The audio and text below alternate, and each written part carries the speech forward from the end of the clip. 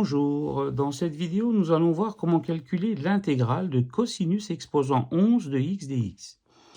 Eh bien, voilà la méthode. Vous commencez tout d'abord par décomposer votre intégrale en intégrale de cosinus exposant 10 de x fois cosinus x dx. Vous voyez, 10 plus 1 égale 11. On applique la règle des puissances. Ensuite, le cosinus exposant 10 de x, eh bien, on le transforme en cosinus carré de x, le tout exposant 5. 2 fois 5 égale 10, vous voyez, fois cosinus x dx, bien sûr.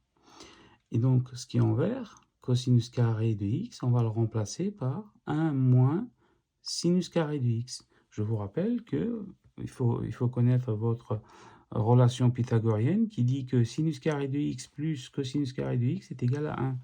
Donc, si on isole cos carré de x de cette relation, on obtient 1 moins sinus carré de x. Donc, on remplace cosinus carré de x par 1 moins sinus carré de x. Et le tout exposant 5 fois cosinus x dx. Donc, une fois arrivé là, il faut remarquer que on a du sinus x et du cosinus x dx. Eh bien, si vous dérivez sinus x, il faut faire un changement de variable ici.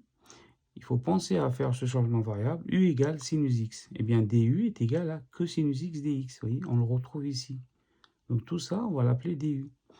Et maintenant, on peut faire le remplacement. Donc, on va remplacer sinus x par u et cosinus dx par du.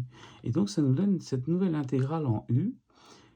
1 moins u carré, le tout exposant 5. C'est 1 moins u au carré, le tout exposant 5. Et cosinus x dx, on le remplace par du, vous voyez, parce que du est égal à cosinus x dx. Et maintenant, ici, à partir de là, il faut développer 1 moins u au carré, le tout exposant 5. Et là, vous utilisez le triangle de Pascal, avec les coefficients pour l'exposant 5, c'est 1, 5, 10, 10, 5 et 1. Donc, on le retrouve ici, 1, 5, 10, 10, 5 et 1. Eh bien, il faut alterner les signes, plus, moins, plus, moins, plus, moins, parce que c'est du a moins b à la puissance 5. Et donc, vous développez ça, point du. Et là, maintenant, une primitive de 1, c'est quoi? C'est u. Une primitive de u au carré, c'est u au cube sur 3. Donc, on le prend avec moins 5 sur 3 fois u au cube. Et je vous rappelle qu'une primitive de u exposant n, c'est rien d'autre que u exposant n plus 1 sur n plus 1. Donc on applique cette relation-là. Et là, une primitive, alors pourquoi là on a 2 fois u exposant 5? On va voir une primitive de u exposant 4. C'est u exposant 5 sur 5. Et donc, ça nous fait 10 sur 5, ça fait 2. C'est pour ça que là, il y a 2.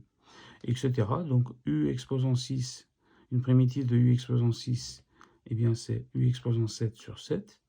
Donc, on n'oublie pas le moins 10, voilà. Et une primitive, par exemple, de u exposant 10, c'est u exposant 11 sur 11. Voilà. Et il faut faire attention aux signes, il faut bien respecter les signes. Donc, une fois qu'on a écrit les primitives en u, et bien maintenant, il faut revenir à notre intégrale en x.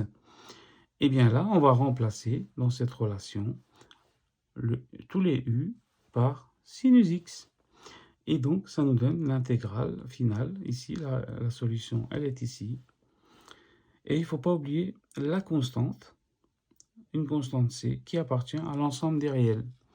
Voilà, cette vidéo est maintenant terminée. Je vous souhaite un bon courage, un bon travail et une bonne réussite. À très bientôt.